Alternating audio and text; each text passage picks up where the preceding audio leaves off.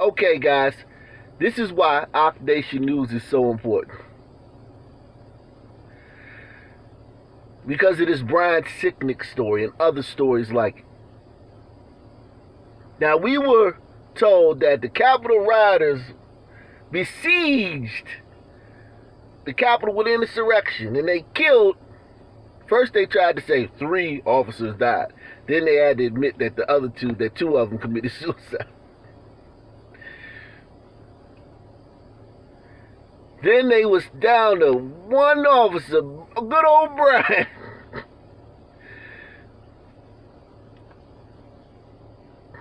Told us Brian was beat to death with a fire extinguisher.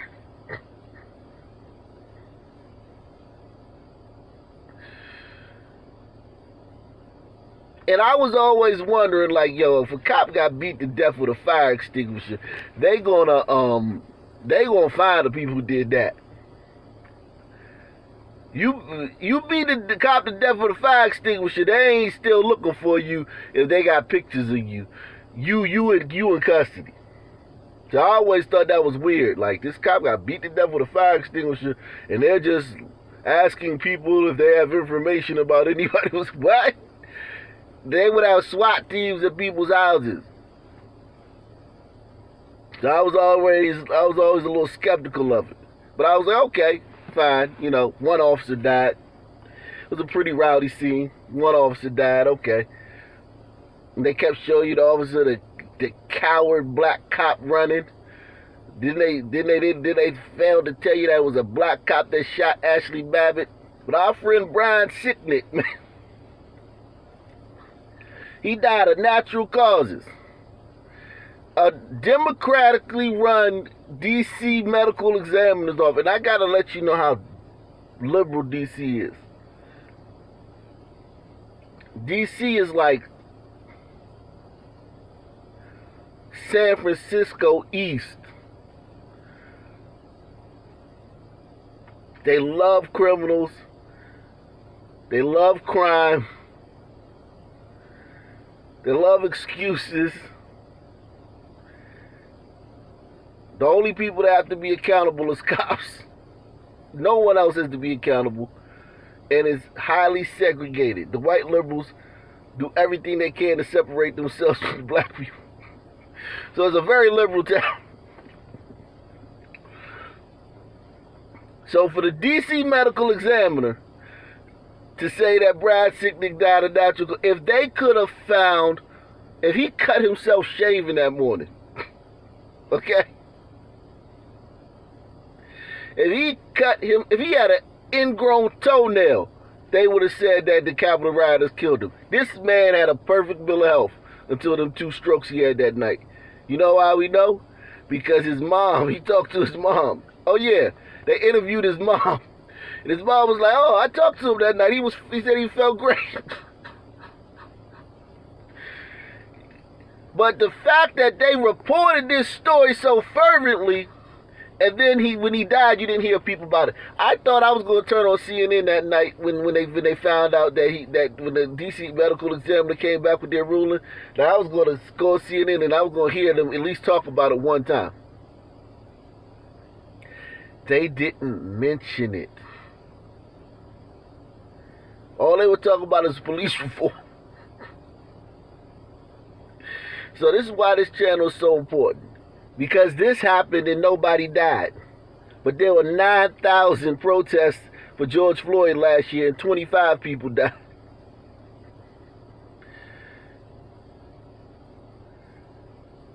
And when it came out that nobody died in this protest, they didn't report it. After reporting every day about how bad this protest was. Then they got news that nobody died and they didn't touch it. So you have to understand that this channel and the Truth channel is like this. I always say, man, other channels like this, man. But nobody does it quite like us. There's other channels like us, but nobody does it quite like us. So make sure you hit that Cash App, hit that PayPal, hit that Super Chat. And also, make sure you're subscribed to Living Room Gangster TV. Make sure you subscribe to that channel so that you can see my live streams. And make sure you click all. You guys, a lot of you guys are not clicking that bell notification after you subscribe. It's a subscribe button and the bell comes up. Click that bell to all. It's 3 different categories. All, some, or whatever. But put it on all. And you'll be notified every time I do anything on the channels. So live stream coming up soon. Did 3 last week. 3 live streams last week. Haven't done any this week.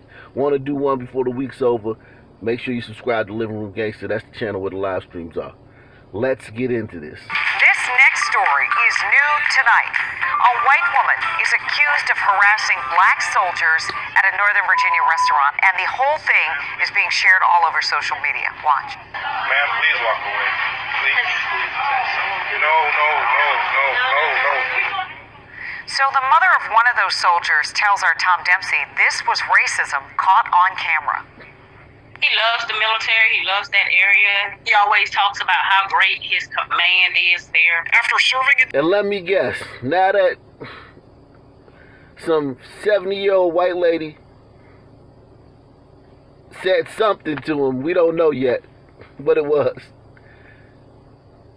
Now all that's over with. All the white people he encountered in his life that he says was so nice to him, all the good times at the Army, they're all over now. Because a white woman in a Cracker Barrel said some rude stuff to him.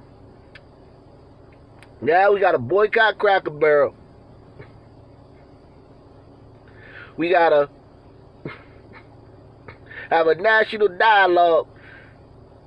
You know, because now this is the second black soldier in Virginia who's been, you know, had a terrible experience in the last couple of weeks. You had Officer Lieutenant Nazario, who couldn't follow orders as a lieutenant. You got pepper sprayed. Now you got this guy, Crankfield, who was accosted by a 70-year-old white woman in a Cracker Barrel. She said some rude things to him. So now America's racist. How much you want to bet that's what this means? Ma'am, please walk away. Please. No. So the mother of one of those soldiers tells our Tom Dempsey this was racism caught on camera. He loves the military. He loves that area. He always talks about how great his command is there. After serving in the Army, Elaine Baldwin says her son followed her path and later became stationed at Fort Belvoir last year. But on Monday, she says her son and a group of other soldiers experienced racism and hatred, and they caught it all on their cell phones. I will drop you. The 3 soldiers headed to this IHOP in Logan for lunch. According to Fort Belvoir Public Affairs, a woman approached them and offered to pay for their meals. She left some money, but moments later stormed back, asking them what happened to the cash before launching into a verbal and racist tirade. I came back in to give her the rest of the cash from my wallet because you guys have Ma'am, please walk away. He was in tears. And, you know, he was like he didn't understand it. Hold on, wait. He was in tears. If that was a sister, he'd have smacked her. It's funny how these dudes, these brothers, a white woman say something, they in tears. They run into the cops. They run into the news station.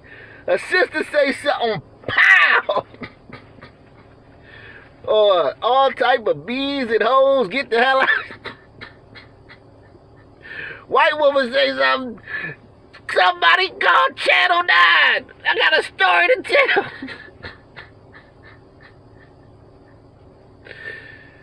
And these are soldiers. We need to get us some new soldiers, man. Last week he got Lazari. He can't follow simple commands. Step out of the vehicle. He took...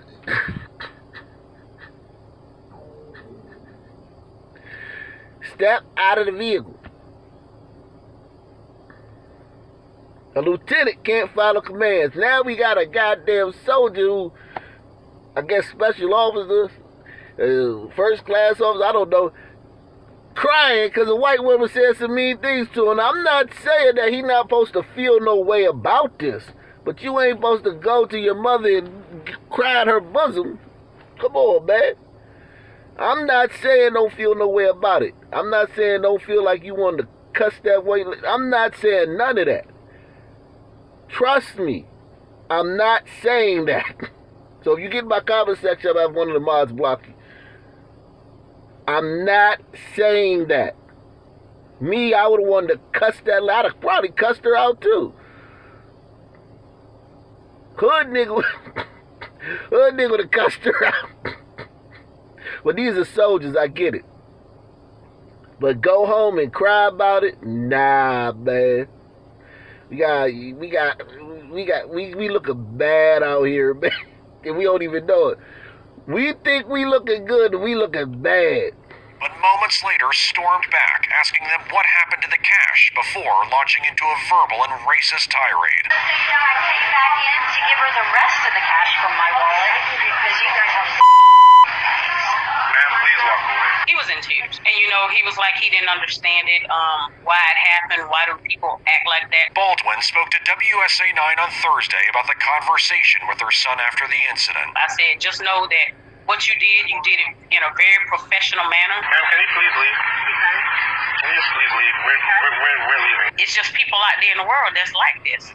And I hate that he had to experience it. The woman later got escorted out. But after her son saw hatred up close, Baldwin hopes videos like this one help others see a big problem. It just brings awareness to everyone about racism, issues in this world here that we're going to have to fix. Tom Dempsey, WUSA 9. Where's the boy's father, man? That boy a little soft, man. And I think the reason is you, Mom. And you giving this white lady too much power, saying that this is an issue we have a country have to address. I'm tired of every time some damn white person, we hold white people to a standard like they all great people. Like white people always do the right thing, they always great, they always react perfectly. If a white person don't react perfectly, we have a problem. But if they have a meltdown or be drunk like this woman or dementia or something, or just be a terrible, evil person, we act like, whoa, wait a second, white people ain't supposed to do that. Niggas kill each other every day, all day.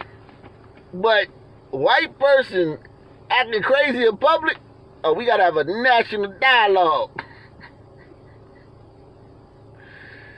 We don't see how that's putting white people on a pedestal and how that's showing how we really feel about white people. We think white people are better than us.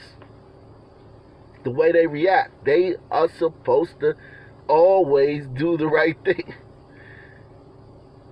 Okay? Crashing down on the shoulders of a 13-year-old girl. She sat silent as her attorney argued for her release. Your Honor, I know these are very serious as they get charges. However, these are allegations at this point. We're asking if the court would consider releasing her on EMU back to her mother. She's only 13. She goes to Aiken. She has absolutely no record. She's an A student. Did this white woman just fix herself to say that this 13-year-old don't have no record? You ain't supposed to have no record at 13.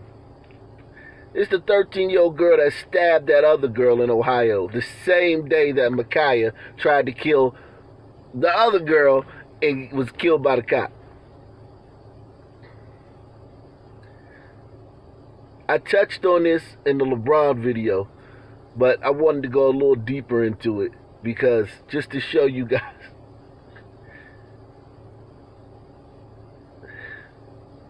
Knives are deadly weapons. These are allegations at this point. We're asking if the court would consider releasing her on EMU back to her mother. She's only 13. She goes to Aiken. She has absolutely no record. She's an A student. We're not sharing her name because she's a juvenile. The suspect is accused of slashing the throat of another 13-year-old girl Monday night. Nyaira died. The nature of the offense itself poses an inherent danger to the community, as seen, manifestly, we've got a deceased victim. In this case, beyond that, we don't believe the home is a suitable place to release her on EMU. My understanding from examining the record is that mother is not the legal custodian of this child. Heard that? The mother of the stabber isn't the legal custodian of the child. So that means the child either a ward of the state or a foster kid. Just like Micaiah. But yet cops got to come deal with this. Cops had to come on the scene of this and find a little girl dead. They want to release her to the mother, and the mother ain't even the legal custodian of the child. Think about that. EMU. My understanding from examining the record is that mother is not the legal custodian of this child. The magistrate ordered the teen held until her next court date. Gibbons' family says their loss is heartbreaking. This pain I feel in the hour, it won't never go away. I just gotta learn how to cope with it and deal with it. The suspect's mother taking a few seconds to offer support. We love you. Love you too. All right. You gonna be up? Tay said he loved you and he said stay strong. And that's what everybody's saying. You hear me? Yes, ma'am. We got you on this. Now, that suspect is set to appear in court again on May 3rd. Reporting live in Mount Auburn, Molly Lair, WLWT News 5. Watched her as she died. I watched her heal. All I could do was just hold her. Devastation, heartache, loss. I tried. So the girl who was getting bullied got a father. The girl who wasn't getting bullied got a mother that's talking about something. We miss you, we love you, stay strong. Don't even got enough goddamn. They on a Zoom call with all the parents of both sides, the lawyers from both sides. They don't even got enough tact to not be yelling, we love you, stay strong, we gonna take care of you, we gonna make sure you good, girl, we gonna get you out of this. After their daughter just stabbed somebody. They could have called her later on and did all that. They giving out shout outs and shit during the Zoom during the hearing. And they do that in live hearings too. One of their kids that killed somebody, and she and the mother in court, we love you, we miss you, baby, we know you ain't up. No, goddamn well the fool did it. But this father right here, man, he had to watch his daughter die and he couldn't stop the bleeding. Because that's how bad she was stabbed with that knife. One time. And couldn't stop the bleeding. And y'all be thinking, and everybody acting like, Makai just had a knife, she was defended. Cop, think about think about what a cop knows about what a knife can do. I want y'all to just think about that. If y'all would be scared of somebody, think about what a cop who spent his whole life showing up to scenes, spent his whole life. What do you think a cop has seen knives do in his life? Same thing his father now has seen. That you can't stop the bleeding. Even on your own daughter, you know he tried everything. But it's just interesting that the girl who was getting bullied, the good kid, and by all accounts, Nyaira was a good kid. Nyaira was a good kid. Another kid was obviously, didn't have no mother, didn't have no father. There's probably reasons, but the other kid was the bad kid. The good kid, there'll be no hashtag for Nyaira. She just dead. And a father trying to raise a daughter in his daughter's life. There'll be no GoFundMe for them. There'll be no GoFundMe for him. He won't be able to buy no car with the GoFundMe money. No athlete gonna pay for his daughter's funeral. He ain't gonna get to meet with no damn celebrities and no activists. He wanted to deal with this by himself. I tried to stop the bleeding. So many feelings Maurice Jackson can't escape, and none of us could, after the loss of a child. Cincinnati police say his 13-year-old daughter, Nyaira Givens, was stabbed to death by another 13-year-old girl last night during a fight near her home on Topridge Place. Tonight, prayers help ease the heartache, but barely. Just trying my best to protect her and be the father that I could be, you know. I guess I didn't pay attention to all the other stuff that was going on around her. Maurice says his daughter was the second oldest of 7 children. He says she helped keep the family together and loved school. Maurice says she was a freshman at Aiken High and went to school with the girl who stabbed her. He says they were on and off friends, but his daughter was being bullied. Community leaders call the scene tragic. Learn how to solve problems one towards another, because just because you're mad at somebody doesn't mean that their life has to be taken because of that. A 13-year-old's life stolen this time, and a family broken. Just the pain I'm feeling right now is just it's unexplainable. It's very unexplainable. She should be burying me. I should be burying her. Now, Nyaira's father tells us that she was smart, mature, wanted to be a hairstylist. He tells me she wanted to bring beauty to the world. We're live at Children's Hospital. Dan Griffin, WLW. New at 5, a 16-year-old is now charged with attempted murder in yesterday's stabbing at a Des Moines Subway sandwich shop. Tonight, the 18-year-old who was stabbed remains in critical condition. KCCI's Andrew Mullenbeck is live outside the restaurant where investigators are looking for a motive. Andrew. The Subway where the stabbing happened remains closed this afternoon and this evening. There is a sign on the door that says the shop hopes to reopen tomorrow. And we also learned that the teen who was stabbed was reporting for work.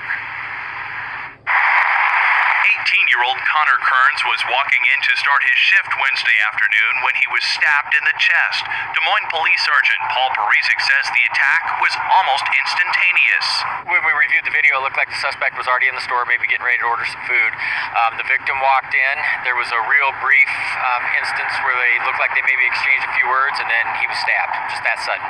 Family and friends have set up a fundraiser for Kearns, his wife, and young child. The alleged stabber is a 16-year-old named Brian Schnothorst. Investigators say the teen ran into a business next to the Subway Wednesday afternoon, and witnesses followed him all the way.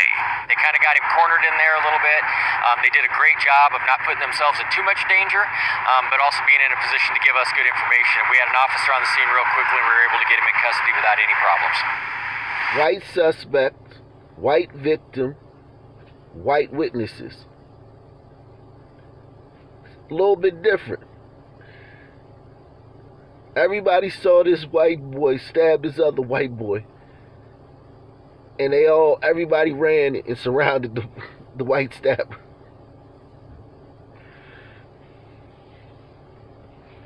Everybody ran and surrounded the white stabber. Now, here's the thing. I'm going to give the black community a little break.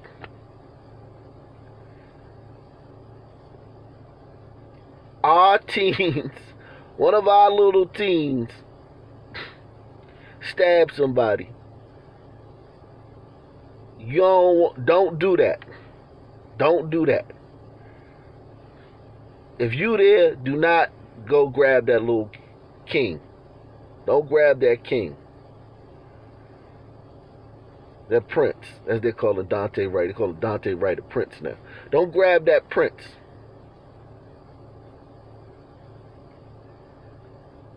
Because it's a lot different in our community. That, you know, like in this case, like this is why you see you've never seen a white mass shooter on the lam. If you have a story of a white mass shooter just on the lam, like the mass shooting and no suspects, nobody said anything, nobody's talking. The police are asking anybody who saw anything to come forward with any information. Like it was in both the mass shootings I covered last night. Both of the mass shootings I covered on this channel last night, that was the case. Both of them. And that's the case in probably 80% of the mass shootings in the black community.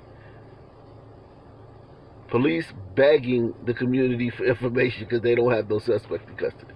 Somebody came through, shot everybody, and jumped in their car and left, and nobody knows nothing.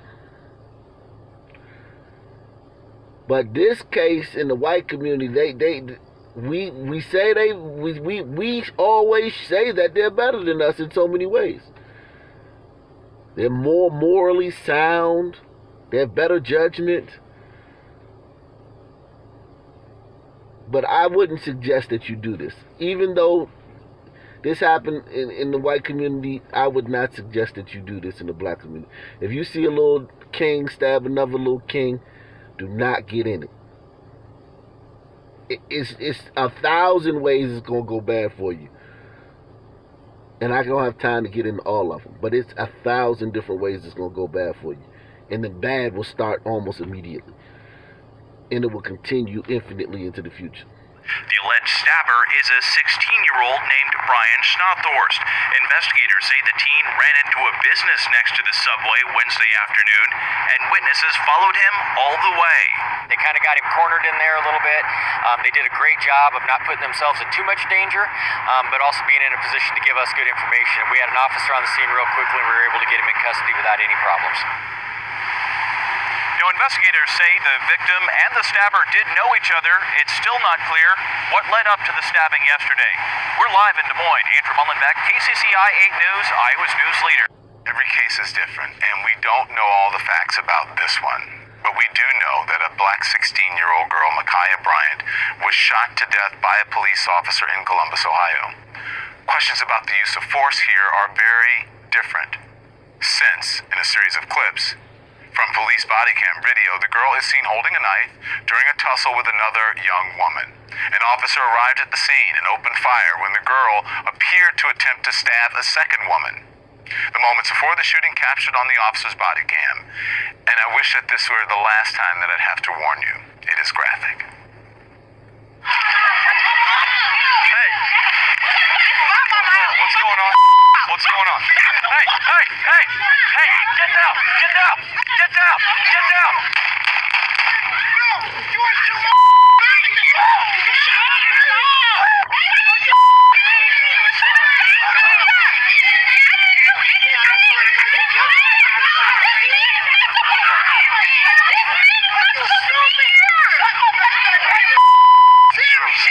back up.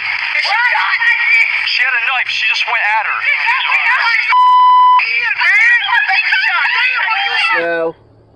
Now you heard the man say, he explained to him calmly, look, she went at her with a knife. But the man's response, I don't know if that's the father, foster father, whatever, but that man said, the black guy that was standing there said, she's a kid. What do having a kid got to do with it? I just showed you several stories of kids. One in Ohio, another one in Iowa, the heartland, stabbing people. And leaving them jacked up. One died, one in critical condition, on life support. What does her being a kid? Black people gotta stop saying stupid shit. She's a kid. What do that matter?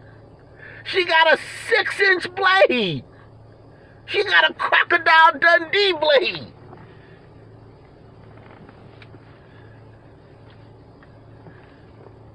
What does it matter that she's a kid? Kids can kill with knives. Kids can kill with guns. It doesn't matter that she's a kid. We gotta stop saying stupid stuff. He should have said she wasn't gonna stab her. Or something like that. Or she was just playing. Or she was just trying to scare her, something. But not like, oh, well, the knife wasn't going to... Like, the fact that she a kid means something about the knife going into this other young lady's flesh. And what the result was going to be. Her being a kid got something to do with that.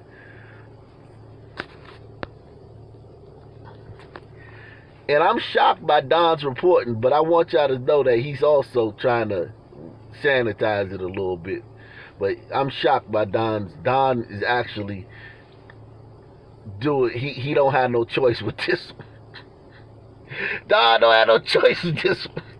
People are anguished watching another video like this, and I get it.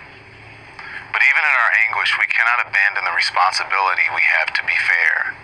And even while our hearts are hurting, we have to judge each incident based on what we see and the facts we know.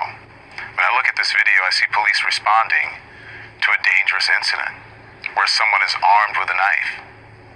Police have walked up on a situation and they need to figure out what's happening. Other lives are in danger.